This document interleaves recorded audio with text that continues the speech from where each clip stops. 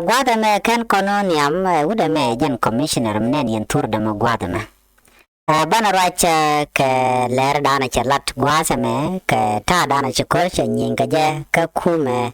SSPDF kana kume SPLA IO jan commissioner Dungiral County jan ramkel kanetin kon ke ner konen kwa kira mayadi kwa support bana jo chalat guas banje kula lat kel ko de konte kaliangten. Commissioner charai kamanan chitogre which kapading kata danen si ngordian lat kenye akane chikan riang payam chikan kebla dini SSPDF chikan riang payam chikan kep karyang payam take a control dung SPLA IO ke jen kore chitwa ka gwaron wang an wala chan jandang ro bangman kapai wero ron kindang ro jandang ro de die cha jen Nuer County Commissioner wouldn't con me chale James Bol Makwe Ramkel Ganitin Contin Nakanware Kateda Kate near Corona Nakanware which in Vinemi Chavachi Jaladone ka Facebook page de Michagor Chelaronena Jana Joga public in ideal and wo Shariang Payam Chajakef Kume Kirmayadi Tatina Dena SSPDF Kanitana. Sekularo nene genetic advisory kan kola civilian eno nan rodun ke kuma SPLA IO eno yen kwai bakwet woja rodun gwad dante SPLA IO ten ke kwisa fitikadun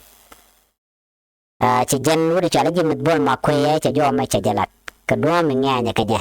celaro nene jene SPLM ajana sikan betul rate enram mo mbo kake gwadan teketin ajana bekan ganang ne kolan wari ka chalat bon wonena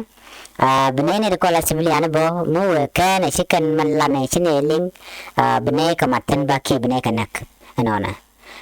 ko an wala che jojo gwa sikan ne de kola civilian dikan nak bane no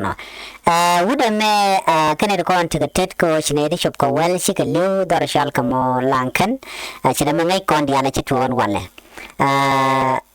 James Bol Makwe me take a tet kalya dan luna je wala re wejin winimi dio chikon dial mandan le ro chikon ngajen won wale chinedi shop ko wel te wichikelu ka market kalankan namo mi chore lat kanedi shop ko wel bakel won yam pitaka bot dit but ne ya confirm wa more than 10 ne well won yam tichli ri chanak ajan hudame kana kume mandaran tika kel alarm kel kedini SSPDF ga jo ko kon lingere nyala ci bong mandan kurun wang kan jagamo chikana jako bikan wore bikan kanak chira mangai kona Plandian kelu bukan wari bukan kazil ham cermin cikan ladan walle cikan cikan genak. Kuati kuaja letu benu nene yen wari dial nu angu bial ladan tema kasyanga jenore dun te gene te motik chung ke kumikir me yadit kalas len ka support kajano sigana na kalanken no nakana nakarenyal and they said no kana kuka prod long boy ko can kirm yadu kana support one nakana nware ko gale la commissioner ngane ka commissioner nware ke commissioner win te ken menen kono me mi chala de jugu de me chal ke bol makwe no bianga je non walle ta cha nang nware te ka tet mi ditin ka joda na chalat Siawan in Chija top Chermilin Cornerman go more ammo, move can a chejo down ladder chegeling, a can become a magwada and ticketing, and a me a miller road, Cabocon Yalting, a bocon worry. Janate, Kajeter, the Tenego con can.